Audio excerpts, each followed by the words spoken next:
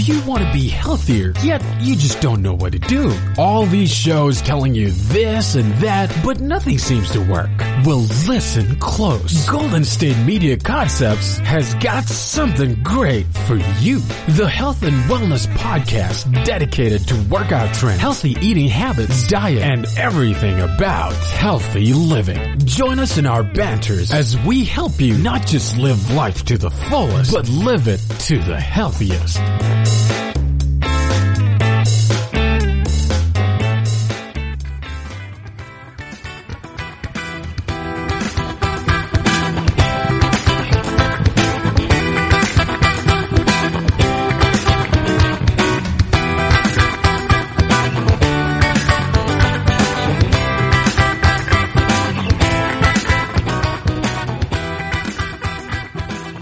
Thank you for tuning in to the GSMC Health and Wellness Podcast, brought to you by the GSMC Podcast Network. I'm your host, Alex. Today, we are going to talk about wine. So I know this one is going to be pretty exciting for a lot of y'all out there, but if you are like me, you've probably heard that wine is really good for you, and you might want to know some more about that. I want to know more than just it's good for me. I want to know how and why. So for the most part, what I had read before about wine was that it's good for your heart in small amounts. So today we're going to delve into that a little bit more. We're going to talk about the specific health benefits for it, whether it's really good for your heart, and also just learning a little bit about wine in general. So we're going to start out with just talking about some general health benefits. So first up, we're going to talk about how drinking wine may support having a longer lifespan. Wine contains a polyphenol called resveratrol, and that is most especially in red wines. So that is a powerful antioxidant that is in grape skin and also in red grape juice. So if you like muscadine grapes and muscadine wine, like I do, being from North Carolina, then that can be a really great source of resveratrol and these antioxidants. We discussed antioxidants in a previous podcast episode and how they help your body fight off free radicals. So remember, free radicals damage our cells and our organs, but antioxidants help remove those from our bodies. So a bunch of different grapes are going to have those, particularly red grapes, and the Spanish bobal grape has some of the highest levels of resveratrol. So if you are looking specifically for a heart-healthy wine or one that's going to help you with, those antioxidants, then perhaps try a bobal type of wine. Another one is going to be that drinking wine keeps our hearts healthy. That is one of the largest claims I've heard about red wine so far. And cardiovascular disease is one of the leading causes of death for men and women around the globe. So according to the World Health Organization, that's still a problem for everyone. More people die from cardiovascular diseases each year than any other disease. And it is not just an American issue, it's a global issue. So drinking red wine, it's been said to keep our hearts healthy. And in our next segment, we're going to discuss that claim via Harvard Health Publishing and their research on it. But for right now, on to number 3. Another health claim is that drinking wine can help reduce the risk of heart disease, specifically in people who have type 2 diabetes. So there was a study a few years back that found that moderate red wine consumption, and they have defined moderate as 1 glass per day in that study. So take that as you will. It's important, though, to define these terms. As we've discussed in the past in different holistic contexts, one person's 10 is another person's 2. So moderate wine consumption is 1 glass per day in this particular study, but it may be used differently in terminology within other studies. So make sure you keep that in mind and see what they actually mean when they say moderate. So in this case, this particular study said that 1 glass of wine per day, red wine in particular, can reduce the risk of heart disease in folks who have type 2 diabetes. Remember from our diabetes episode that type 2 diabetes is the one that you can develop as time goes on and is generally associated with having trouble with metabolizing your glucose, your insulin resistance levels. So as the sugar levels build up in your bloodstream, there's not enough insulin to regulate the movement of that sugar into your cells like it should properly do. So according to the American Diabetes Association, if you drink red wine or any moderate amount of alcoholic beverage, it can lower your blood sugar for up to 24 hours. However, folks who have type 2 diabetes are typically recommended to reduce their alcohol consumption in order to have better control of their blood glucose levels. So because of that, the American Diabetes Association recommends checking your blood sugar before you drink, while you're drinking, and after you drink to make sure that you're keeping it on a safe level. So folks who have diabetes are able to have some wine as a treat, but it's important because everyone is a little bit different to check before, during, and after to find what your true baseline is for how much wine you can have. Now, the fourth claim for health benefits is that they have anti-cancer effects, that wine has some anti-cancer effects. Largely, this is associated with antioxidants that we discussed earlier. So cancer is the second leading cause of death globally. Cancer is something that occurs in your body when you have uncontrollable cell division. Your cells are naturally supposed to go through a cycle that includes cell death, and that cellular death is called apoptosis. And if your cells do not die like they're supposed to, then they will keep dividing, and this uncontrolled cell division results in the creation of tumor cells. Everyone always thinks of tumors as being naturally cancerous per se and being malignant, but they can also be benign. You can have all kinds of different types of tumors that are not necessarily cancerous. It's a little bit more complex, but they are, histology disorders. Histology means that it's going to be related to the tissue cells and stuff in your body. So you can have non-cancerous tumors. You can also have cancerous tumors. Regardless, having tumors is not great. You can get complications where they just keep growing, and even if they're benign, they can cause a lot of problems based on their location, like growing between your heart and your lungs, etc. So, in that regard, wine can also help you with having those antioxidants. They help prevent cell damage that may lead to the inability of these cells to go into apoptosis. There are antioxidants in wine, such as resveratrol, but also quercetin, catechin, and gallic acid, which are also claimed to destroy cancer cells and can potentially help prevent cancer by improving the effectiveness of radiation and chemo treatments. Now, in that regard, that you can also find these beneficial antioxidants in other foods like kale or apples or tomatoes. You don't have to get them from wine, but if you would like to get them from wine and you don't have any other health issues that would be hindered or made worse by ingesting wine, then perhaps you can just get them from wine. It is up to you and your doctor to make that determination. Lastly, number 5 is that nutrients in wine can help prevent Alzheimer's disease. So some folks have said that resveratrol in wines can help keep your blood vessels open. So not only is it just there for the antioxidants to prevent cell damage, but also to help prevent some cancers, tumors from occurring, and also for keeping your blood vessels open. So antioxidants like resveratrol can do a lot for us. And that keeping open your blood vessels is going to keep that oxygen and glucose moving freely to your brain and to your other cells to keep everything functioning as it should.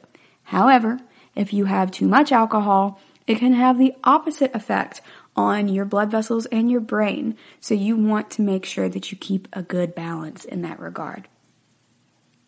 All right, we're going to go on a quick break, and when we come back, we're going to consult Harvard Health regarding whether red wine is actually good for your heart. Stay tuned.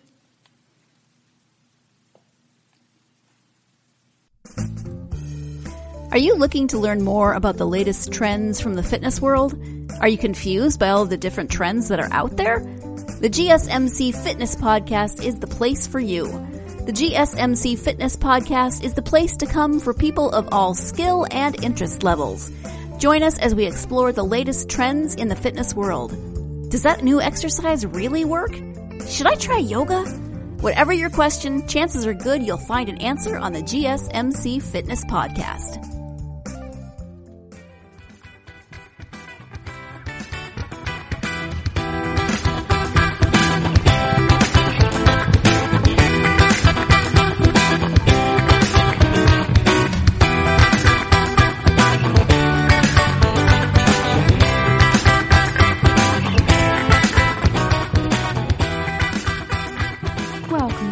Before the break, we were talking about 5 of the health claims regarding wine that there are out there, and now we're going to dig deep into specifically the largest claim that most of us are acquainted with, and that is whether red wine is really good for your heart. So, if you are like me, a lot of your friends are proponents of saying, oh yeah, I can have this glass of red wine because it's good for my heart. And that impression dates all the way back to the late 1980s, and we call it the French paradox. So the French paradox is essentially that the French tend to have a relatively lower rate of heart disease compared to citizens of other countries, and they believe that even though the French are eating all of these rich fatty foods like cheese and so on, that having a ton of polyphenols in their foods, like in the red and purple grape skins, and therefore also in their red wine, is why the French are able to process those rich fatty foods so well and maintain their lower rates of heart disease.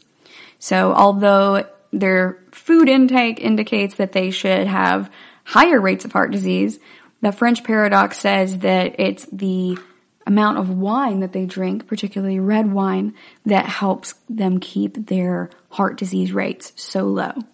And that's because there's polyphenols in there. So we talked about those a bit in our last segment. And polyphenols are really these beneficial compounds in a lot of plant foods.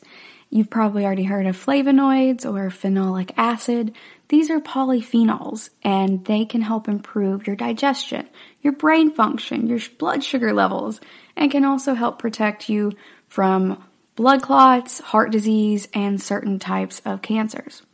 So wine, red wine in particular, is rich in these, and that theoretically explains wine's heart protecting properties. Another argument for the French paradox is surrounding the fact that the Mediterranean diet, which we've also discussed in a previous episode, is very prominent in featuring red wine. However, some scientists say that the evidence that drinking red wine specifically and alcohol in general to help avoid heart disease has pretty weak associations. One of those specific doctors is Dr. Kenneth Mukamal, and he is an internist at Harvard-affiliated hospital Beth Israel Deaconess Medical Center. So that's a very well-reputed hospital facility, and he has performed a lot of research. He's found that the research that shows people who drink moderate amounts of alcohol having lower rates of heart disease tends to be observational.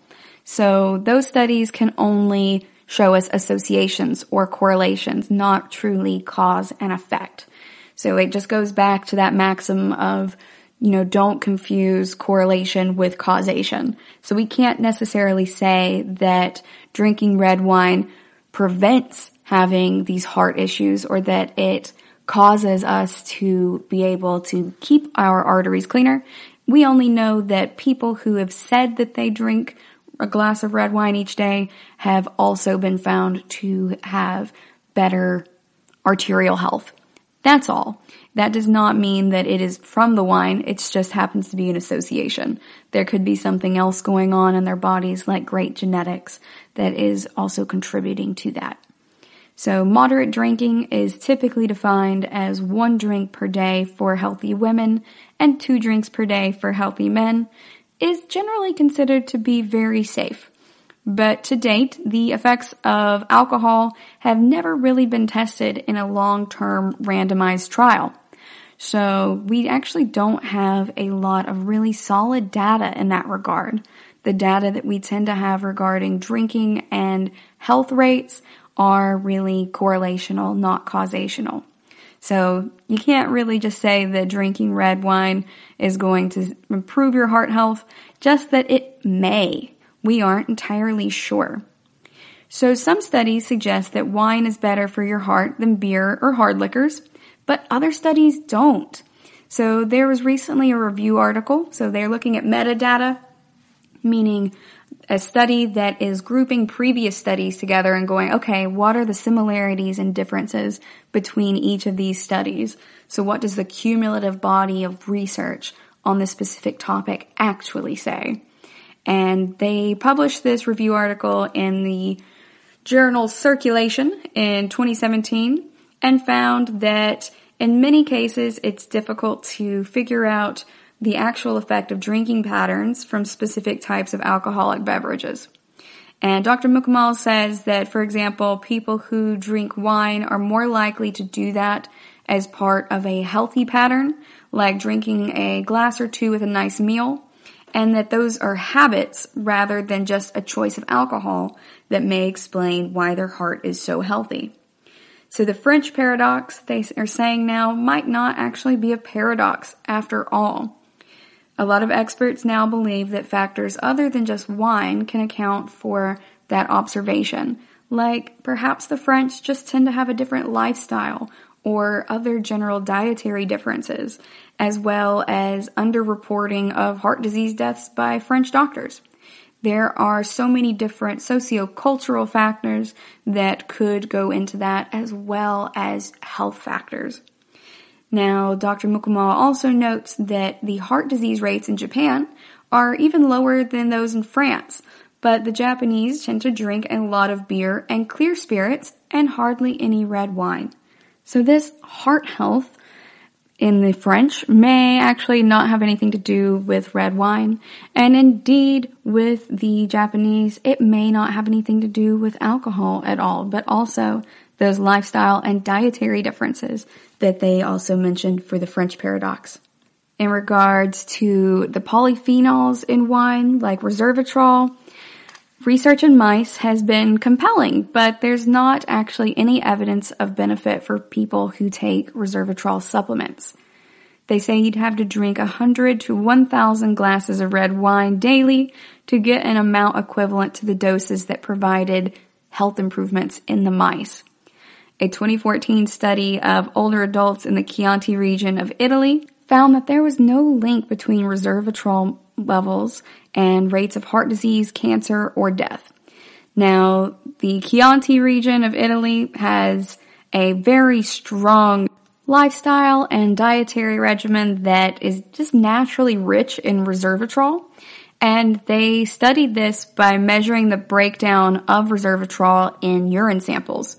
So they found that there's not actually a link there in that regard. Regarding the Mediterranean diet, we can't really know whether red wine's an important part of why that eating style helps reduce heart disease. Now that said, if you enjoy red wine, just limit yourself to moderate amounts. Doctors recommend you measure out about 5 ounces, which is equal to 1 serving, in the glass that you typically use.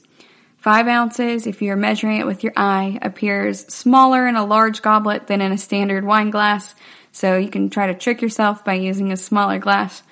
And older men should be aware that the National Institute of Alcohol Abuse and Alcoholism, as well as the American Geriatric Association, recommended that starting at age 65, men should limit their alcohol use to no more than a single drink per day. So remember, for healthy women under age 65, that is 1 drink per day, and for healthy men under age 65, up to 2 per day. But once men hit age 65, they should not be drinking any more than a single drink per day. Any age-related changes, like a diminished ability to metabolize alcohol, can make higher amounts of alcohol risky regardless of your sex. Alright guys, we're going to go on another quick break, and when we come back, we're going to talk about how wine protects your liver. Stay tuned.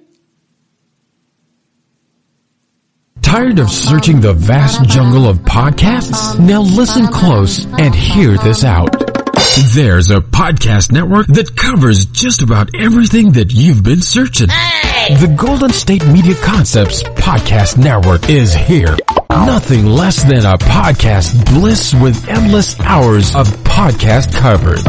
From news, sports, music, fashion, cooking, entertainment, fantasy, football, and so much more. So stop lurking around and go straight out to the Golden State Media Concepts Podcast Network. Guaranteed to fill that podcast itch. Whatever it may be. Visit us at www.gsmcpodcast.com. Follow us on Facebook and Twitter, and download us on iTunes, SoundCloud, and Google Play.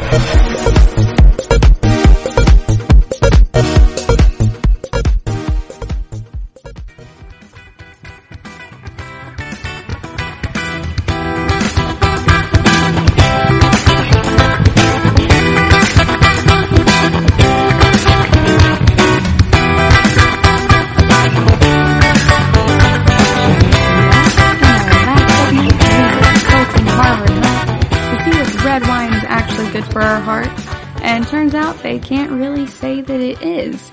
But it's not necessarily harmful for our hearts as long as we keep it within a moderate consumption level, which is going to be 1 glass per day for women who are healthy and 2 for men who are healthy, up to age 65, at which point men should dial it down to having a single glass per day.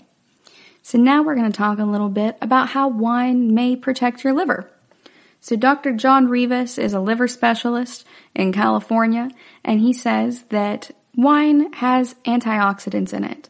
And we have a lot of fatty liver disease in the United States, especially since we have supersized portions of food that are very much an American issue. A lot of folks around the globe associate Americans with being overweight, and that does tend to be true. We have a lot more processed food here than a lot of other countries have as well, which goes back to that French paradox and the lifestyle and dietary differences as well as those in Japan. So in the US, with our giant portions and our processed food and a ton of our calories coming from fat because it's delicious, we have a lot of fatty liver disease as well. But Dr. Rivas says that wine can help protect your liver from inflammation caused by excess fat.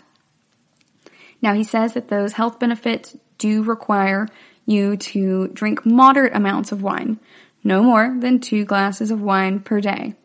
So you want to drink enough that you get the antioxidant properties, but not enough that it can cause damage.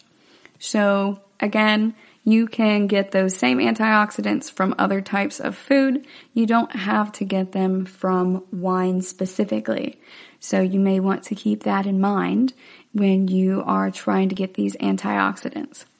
Now, past just benefiting your liver, drinking a moderate amount of wine is also linked to a longer lifespan.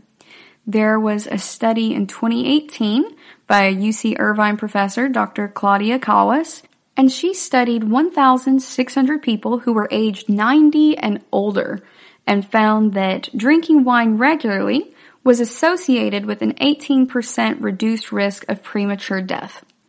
And she found it did not have to be daily per se, it just had to be sometimes. So drinking a glass of wine a couple times per week or once per week or so.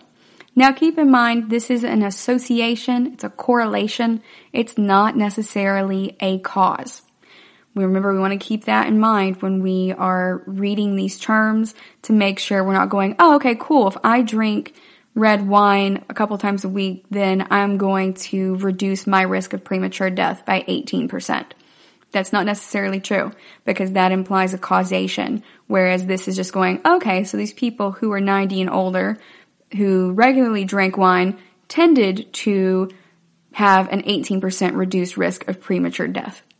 That's all that it's finding. So keep that in mind when we're performing research, whether that's you hanging out with me in these podcasts or you performing it on your own. We will have to be mindful of the language that they use, because it does mean very specific things academically. So, while wine could help us in living longer, it can also help with mental health as people age. There was a study in 2011 at Loyola University Medical Center in which senior citizens were studied, and they looked at data from 19 different nations. They found a lower risk of dementia among regular, moderate red wine drinkers in 14 of those 19 countries. A lot of that may be related to stress relief. So, as far as cardiovascular benefits go, reducing the amount of stress that you're under can really help out your heart as well. And that only is going to help you in regards to wine consumption if you're drinking it in moderation.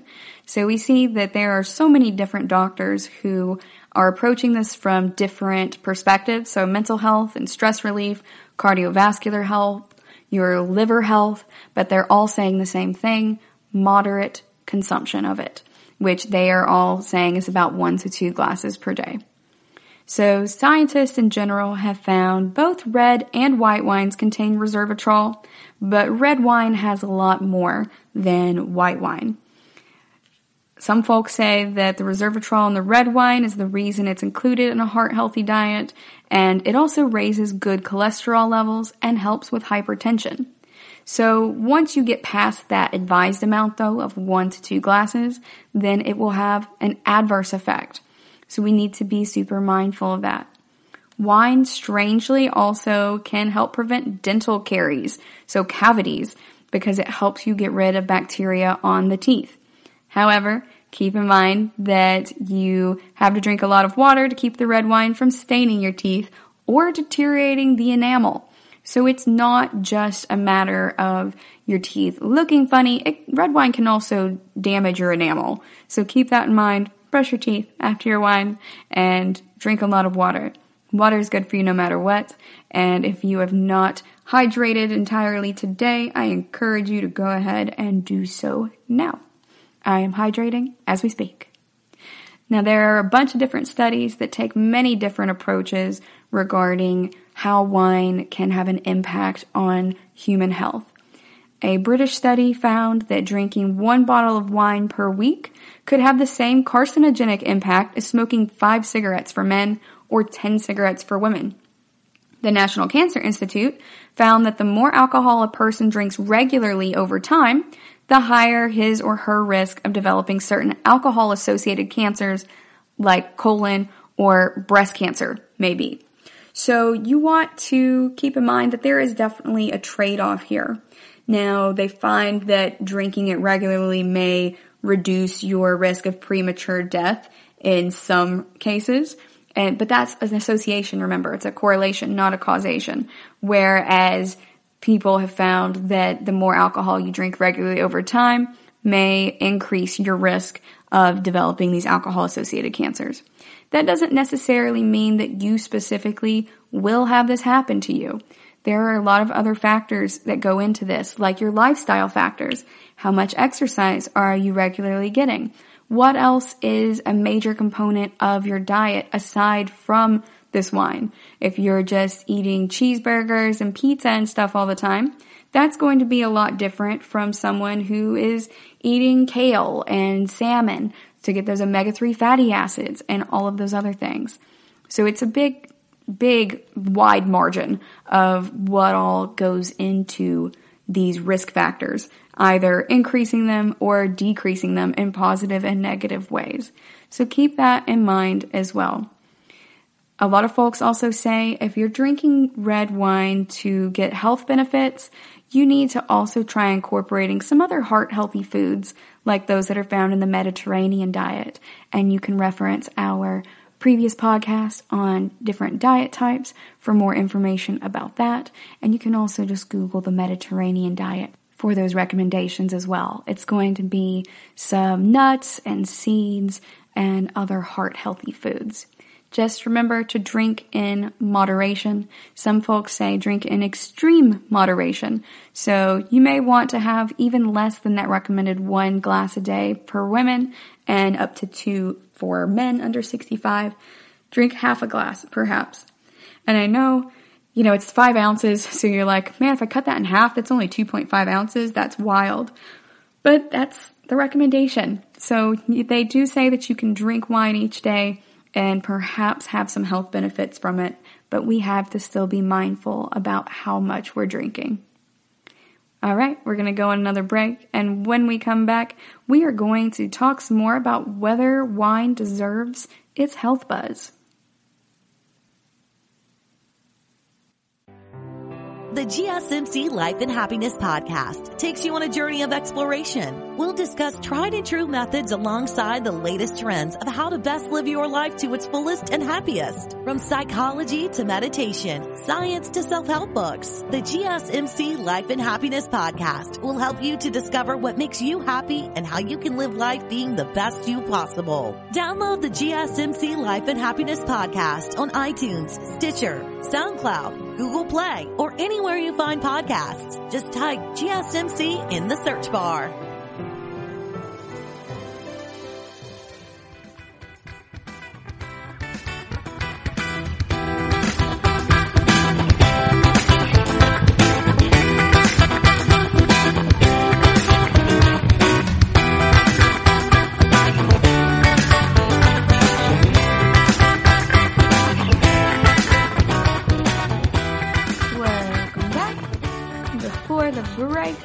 Talking about red wine and how it can help protect your liver.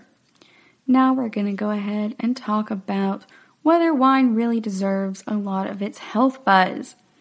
So, you're already familiar with the French paradox now from earlier in this episode, and it was first reported about 25 years ago, and how red wine in particular seems to be more healthy than beer and hard liquor. So, we found so far, according to Harvard Health and some other folks, that red wine is not necessarily healthier for your heart. Those are correlational studies, not causative studies. However, there are some other types of benefits it may have. Now, in general, we'd like to know, is it more healthy than beer and liquor? And Berkeley Wellness has a couple of answers for us in that regard. Some population studies, especially from countries that have a lot of wine consumption like France and Italy and Spain, suggest that wine, usually red wines, are more protective for your heart and your cardiovascular functioning than other types of alcohol like beer or liquor, particularly when people consume it habitually with eating meals. But many other studies have also found that moderate intakes of any type of alcoholic beverage can reduce the risk of heart attacks. So that is going to be very much hand in hand with what they found with the Japanese lower rate of heart disease despite them not drinking a ton of red wine generally.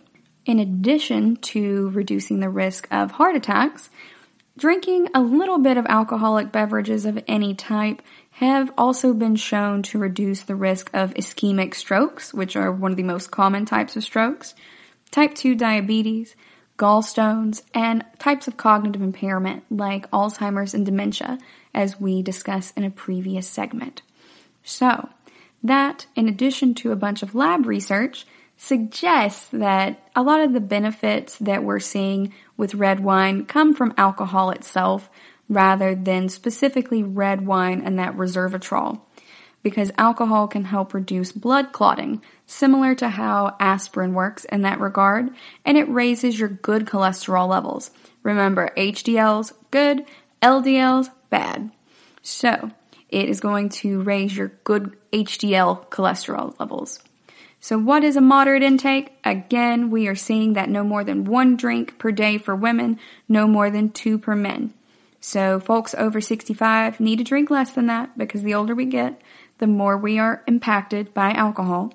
And a standard drink is 5 ounces of wine or 12 ounces of beer or a relatively modest amount of 80 proof liquor. So that's going to be about 1.5 ounces, a little more than a shot, really. And that all averages about 14 grams of pure alcohol.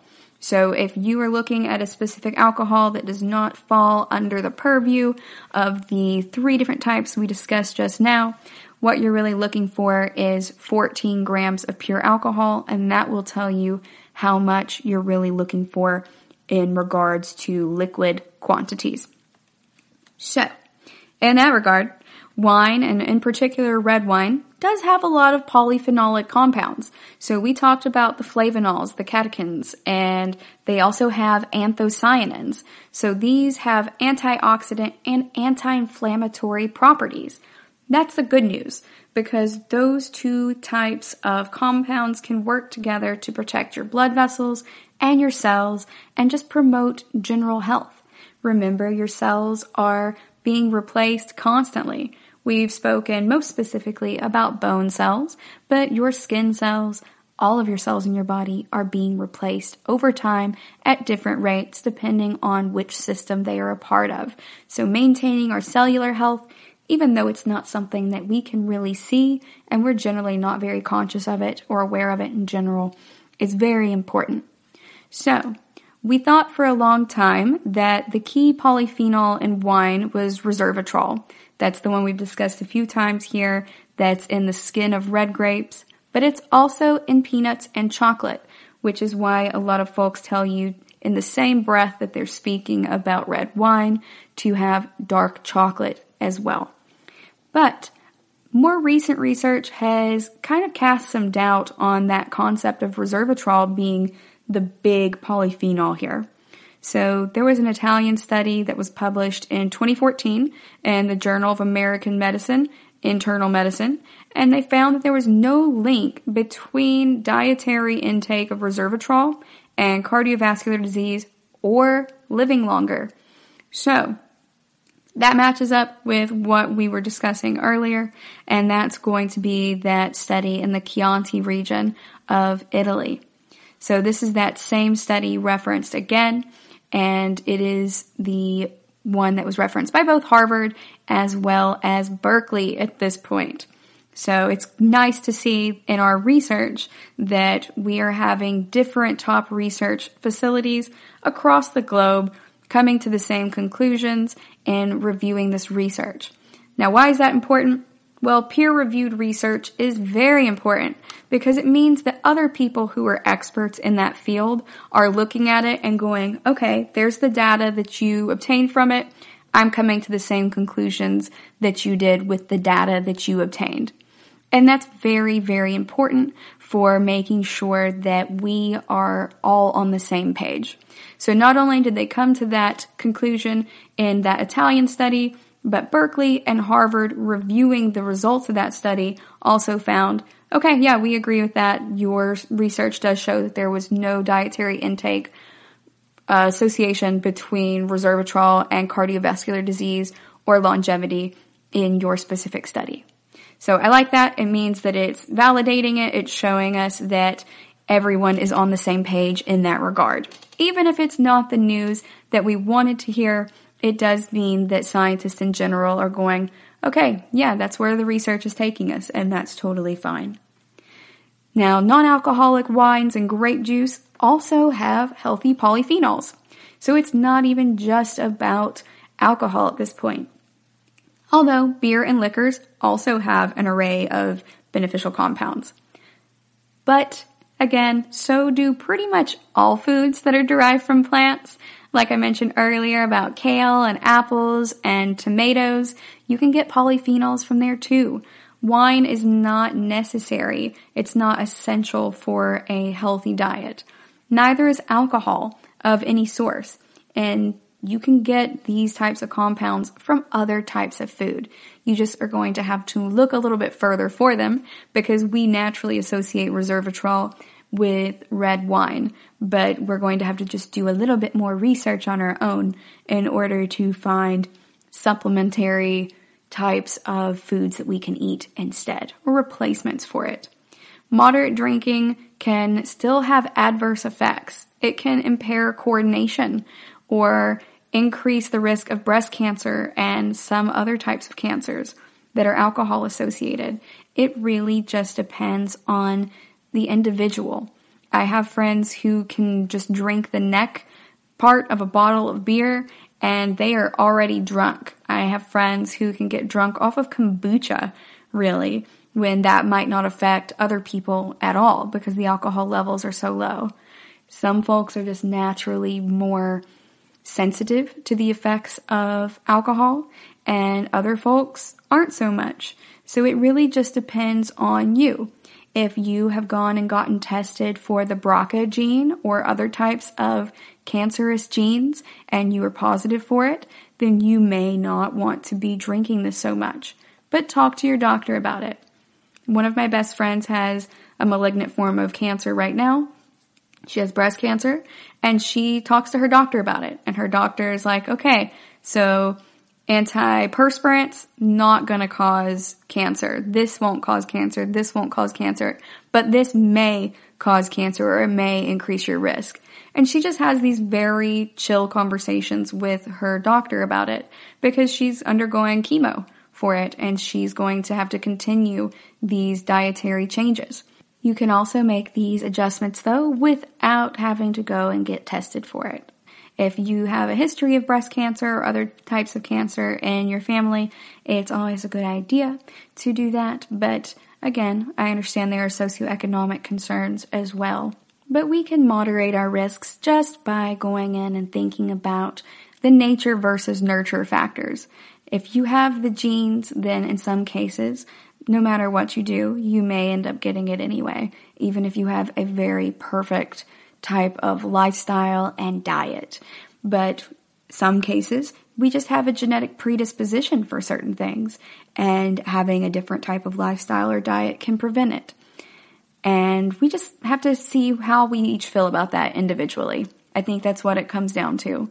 It's about the individual choices we choose to make for ourselves with the knowledge that we have. Some things can be prevented and some can't, so definitely don't beat yourself up about it. If you do have something like this occurring in your life, it's not your fault. Everyone's body is different and it's going to react differently, and none of us can see the future. So moving forward, we're going to talk a little bit about white wine. So we've talked about red wine and about these resveratrols and alcohol, but with white wine, it has some potential health benefits too. Red wine has a lot higher levels of polyphenols, and rosé is somewhere in between, but it's ultimately closer to white wine. These compounds are in the grape skin and the seeds, and those are usually separated from the grape juice immediately after the grapes are crushed in the winemaking process when you're making white wine. With red wine, they don't remove the skin and the seeds until after fermentation is complete. So the polyphenols have more time to spread out into the actual liquid wine. Now, some lab studies have found that the flesh and the skin of grapes have equal antioxidant abilities. Now, the types and concentration of the polyphenols in different wines are going to depend on a ton of different factors, including the type of grape you're using, environmental factors, how the grapes are processed, and the vintage of the wine. All right, we're going to go on a quick break, and when we come back, we're going to talk a little bit more about lifestyle and whether it's wine or the person who's drinking it that makes the biggest difference. Are you tired of the same old news? Are you sick of the seemingly endless political spin and negativity? The GSMC America Still Beautiful podcast is a weekly news podcast covering all the top positive and uplifting news stories. We cover stories that will inspire, uplift, and remind you of the good in the world. Tune into the Golden State Media Concepts America Still Beautiful podcast to get all the great and positive news stories of today. Download the GSMC America Still Beautiful podcast on iTunes, Stitcher, SoundCloud, Google Play, or anywhere you find podcasts. Just type GSMC in the search bar.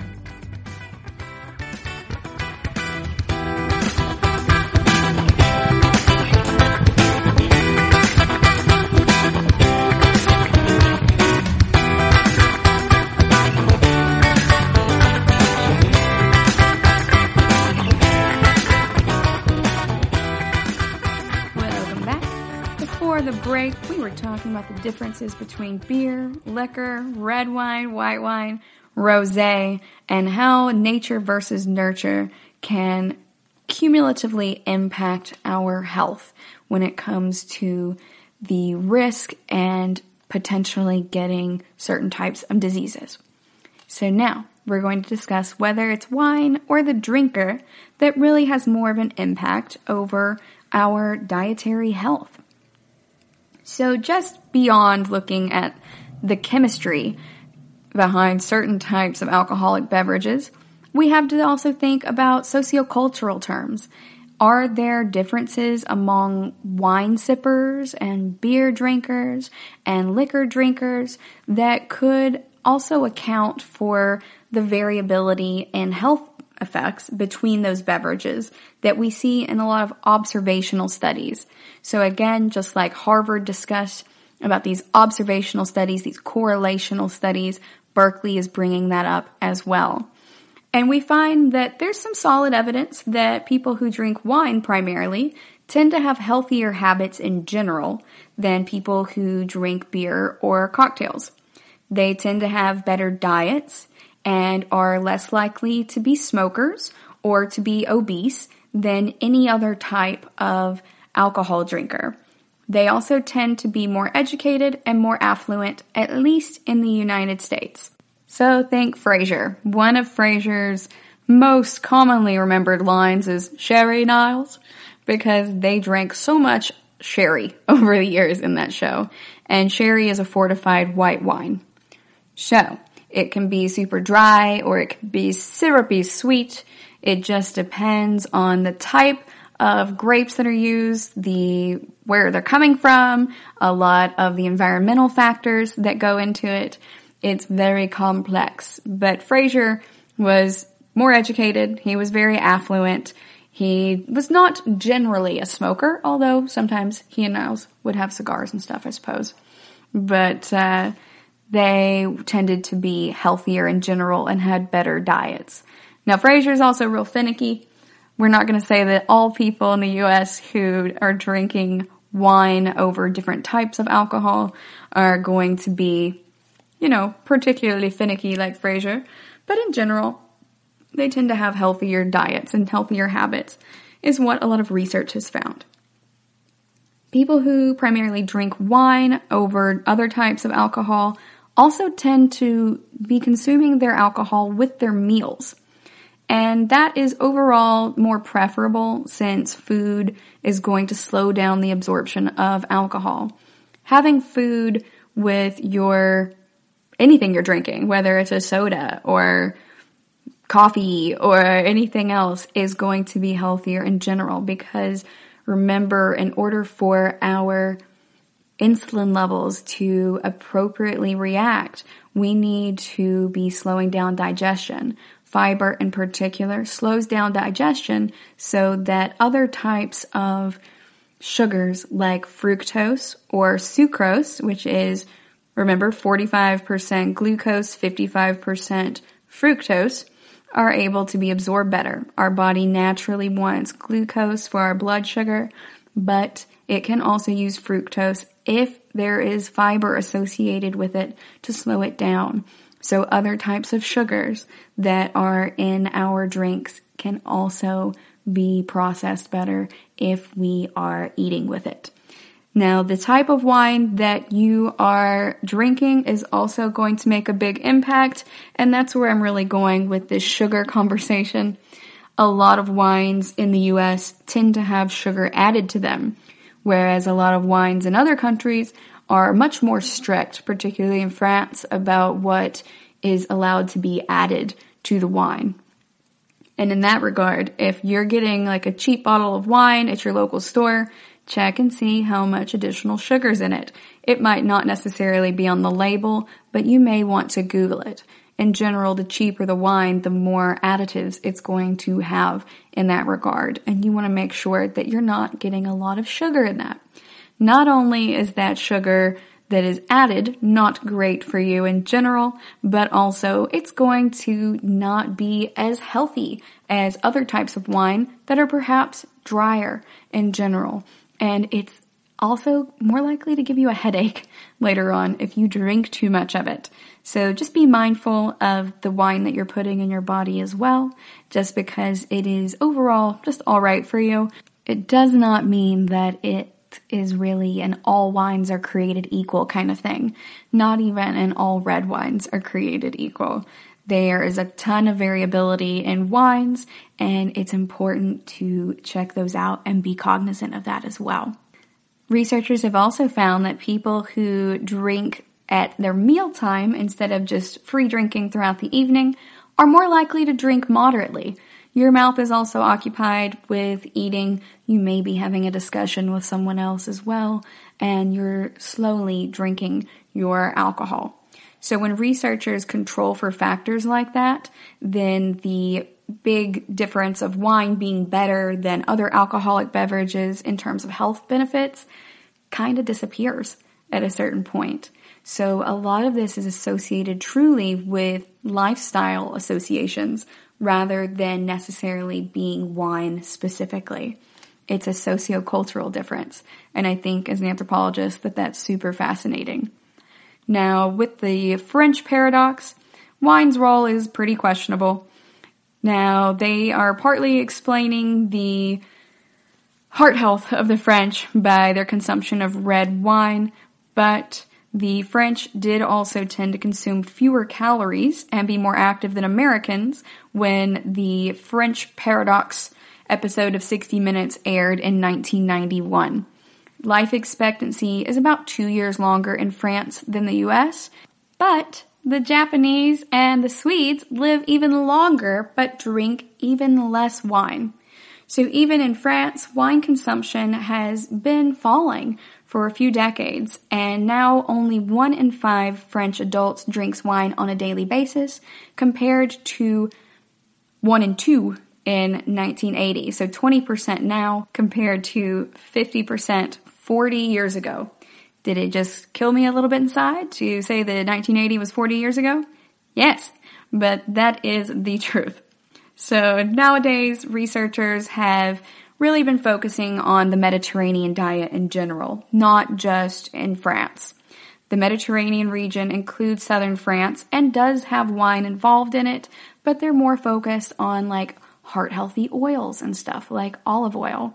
And it's really impossible at this point to attribute the large portion of the heart-healthy component of the Mediterranean diet to being just wine, as opposed to rather the overall lifestyle and dietary habits as a whole. So is wine a natural, unprocessed beverage? Well, it used to be, but a lot of times now it's very complex. There are dozens of chemical additives, and there are other things in the processing methods aside from just yeast that are used for fermentation. They use sulfites to preserve the wine. Egg whites or albumin are also used to clarify and stabilize the wine. Calcium carbonate is added to reduce high acid levels, and copper sulfate may be used to remove some undesirable odors. Other compounds can be used to affect your fermentation process as well. Like, you don't want a cloudy wine, so they might put something in there to remove the cloudiness. There may be flavors in addition to odors that you don't want in there, or particles, or anything else that may change the flavor, color. sugar, acidity, tannin levels, or the mouthfeel of the wine. Even the texture may have certain things changed in it on a chemical level in order to give you what people who are real wine connoisseurs want. Now, depending on how the wines are processed, stabilized, and clarified, the only trace elements of a lot of those additives end up in the final product, and federal regulations do limit the levels of a lot of additives in wine. Certain types of wine are only able to have certain types of additives as well. Think about champagne and that meme online about champagne and sparkling wine and how they have to come from a specific region of France. So in that regard, certain types of wine do have more stringent sociocultural rules as well. It's very similar to how tequila can only be called tequila in certain provinces in Mexico. I think it's like 5 different ones. And outside of that, it is mezcal and other types of alcohol. Now, those additives don't have to be listed on the label except for the sulfites. They only had to list the sulfites, though, if there's more than 10 parts per million. And that can be a big pain because people who have asthma tend to be very sensitive to sulfites, and that can cause some very harmful reactions. If there were huge lists of ingredients on the label, though, a lot of consumers might not want to drink wine. But I want you guys to remember that just because the labels don't tend to be there on wine does not mean that there's not a whole bunch more that goes into it. It's not just pressed grapes. There are a lot more things that are added to this process, a lot more additives and chemical compounds. So keep that in mind. You very well may want to Google these types of wine rather than just picking it from the shelf. There are also different types of chemicals in wines that are there before the wine is even processed. So pesticides and fungicides from the grapes. In 2008, the European Pesticide Action Network found pesticides in almost all of the wines that they tested. And in 2013, a French consumer organization tested 92 different French wines, and all of them had traces of pesticides, although they were well below the allowable toxicity thresholds as specified by the European Union for wine grapes. There's not any evidence so far that such small amounts of these residues pose any type of risk to people who drink wine, but as other conventionally grown crops also have problems, there is concern about the pesticides for the vineyard workers and the environment in general. So a lot of folks are moving towards more organic wine, although at this point, we still don't have clear evidence that organic wine is any better for you. All right, we're going to go on a quick break, and when we come back, we're going to talk about some sociocultural factors. GSMC Beauty Tips Podcast gives you advice on everything from hair to fashion to skincare products. We'll talk about the latest trends in makeup, hairstyles, and anti-aging remedies. And we'll cover all of the newest fashion trends. If you have an interest in or questions about the beauty trends that might work best for you, the Golden State Media Concepts Beauty Tips Podcast has got you covered. Download the GSMC Beauty Tips Podcast on iTunes, Stitcher, SoundCloud, Google Play, or anywhere you find podcasts. Just type GSMC in the search bar.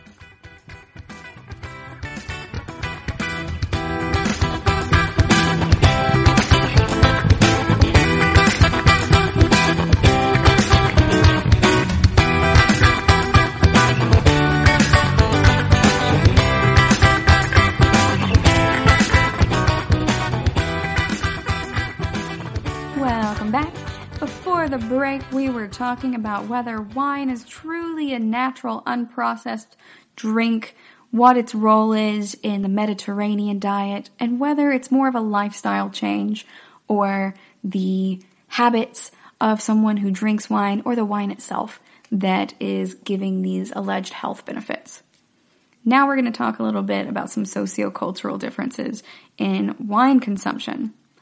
There have been several folks who are studying wine throughout the years, and a lot of health experts, as we have discussed today, say that wine does not overall tend to promote a ton of wellness, and it really just depends on which facet of wellness we're looking at.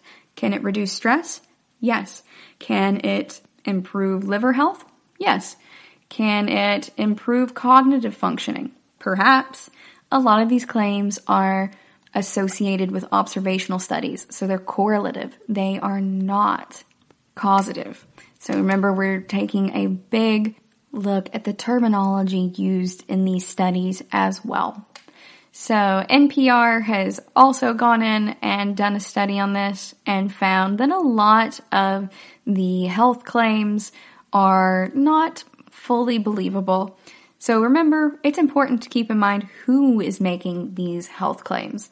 If it is the organization that is selling you the wine, they stand to directly benefit from convincing you that wine is healthy, and that is problematic. You want someone who does not stand to benefit from the outcome in one way or the other, which is why I selected Harvard Health and NPR and Berkeley Wellness as some of my references today.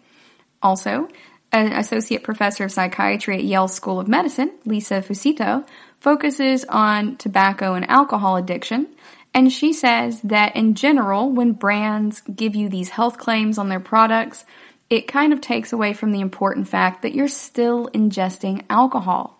And the one thing we've learned from all of our different sources today is that moderation is very, very important. It may be the most integral component of whether or not what we are putting into our bodies is healthy. So, as Lisa Fusito says, no matter how many other healthy things you try to put into something, you can't undo the fact that there's alcohol in it still. And alcohol, at the end of the day, is the most dangerous aspect of what people are being exposed to in those beverages. So wine is one of the few things in stores that do not require nutrition or ingredient labels. A lot of folks don't know that there are over 50 alcohol and tobacco tax and Trade Bureau approved additives that can be added into wine and that can just be used in any processing of wine. And companies are not required to disclose any of those. I think that that's pretty crazy, considering folks have to tell us how much fat is in a lot of our food, but you don't have to tell us what these additives are in the wine at all. Some companies, though, do go ahead and voluntarily list the components in their wines. So if having a company that is forthright with you is really important, then there is a Napa-based company called the Atlas Wine Company who lists the components on their wines. They have one product called Orobello Light, and it takes that notion of transparency a step further by giving you a nutrition label that's going to tell you the calories, the carbs, and the fats, as well as the ingredients. And they send their wine to an FDA-approved lab just like anyone would for food. And they found that marketing strategy is to just disclose as much information as possible, and that works really well for them. I think that is really great that they are going out there and trying to be transparent with folks. It just gives me a sense of more honesty and in general. And for me, honesty, as we've discussed before, is not just not lying or just telling the truth, but it's also a matter of being candid and forthright with information. Now, a lot of the wine information I have acquired over the years is due in part to my friend Mark Anthony Arsenio, who is getting his PhD right now at The Ohio State University and is doing work in Alsace, France. So, that area of France is associated with a lot of wine production, particularly white wines, but some red wines are also made there. He is a food anthropologist, so he is also studying this from a holistic perspective, which, as you guys know, is my go-to for health and wellness, but also just general life for me. So I really appreciate his perspective on this, and I spoke to him a little bit this week about wine as well.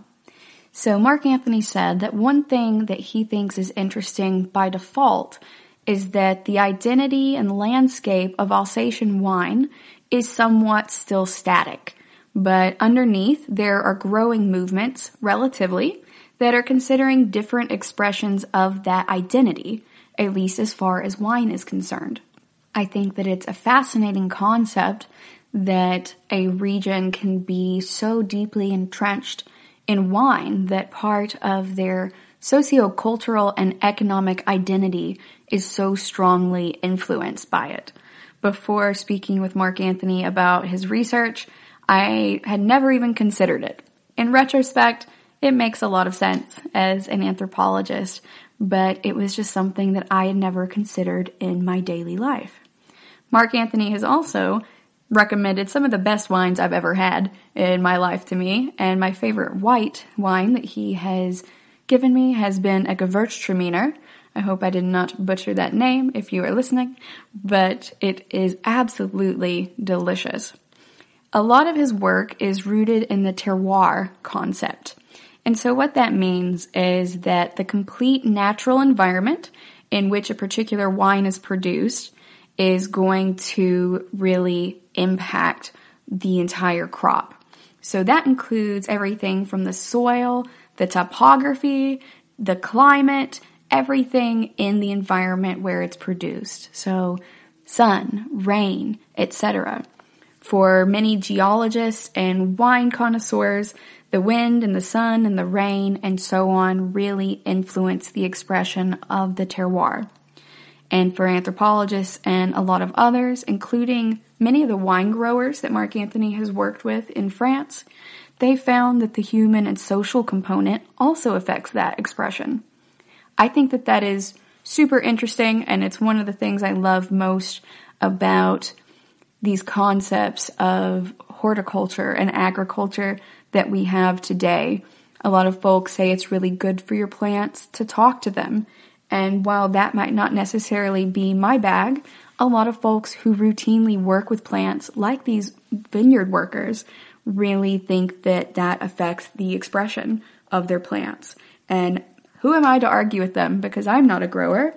I don't understand a lot of what goes into this, but they feel that that is really making a big difference. And anthropology is really supporting that scientifically as well.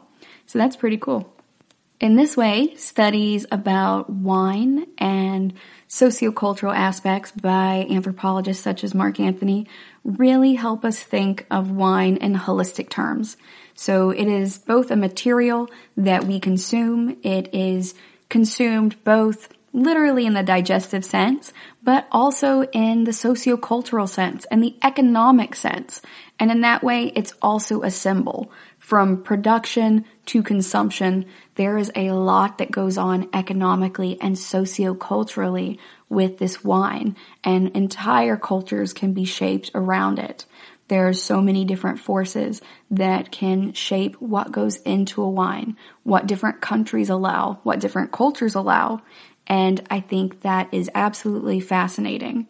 If you would like to read some more about this from Mark Anthony's perspective, he is on Facebook at facebook.com/learningthroughfood. And you can also go to about.me/Mark Anthony Arsenio. That's MarkAnthonyArceno. He has some fascinating research on food in general and always takes a holistic perspective when he is examining food. Thank you for listening to the GSMC Health and Wellness Podcast, brought to you by the GSMC Podcast Network. I'd like to ask that you please remember to subscribe to the show, and writing a nice review always really helps us. Also, if you could follow us on Facebook, Twitter, and Instagram, I'd appreciate it. Thank you kindly, and have a good night. You've been listening to the Golden State Media Concepts Health and Wellness Podcast, part of the Golden State Media Concepts Podcast Network. You can find this show and others like it at www.gsmcpodcast.com. Download our podcast on iTunes, Stitcher, SoundCloud, and Google Play. Just type in GSMC to find all the shows from the Golden State Media Concepts Podcast Network, from movies movies to music, from sports to entertainment, and even weird news. You can also follow us on Twitter and on Facebook. Thank you, and we hope you have enjoyed today's program.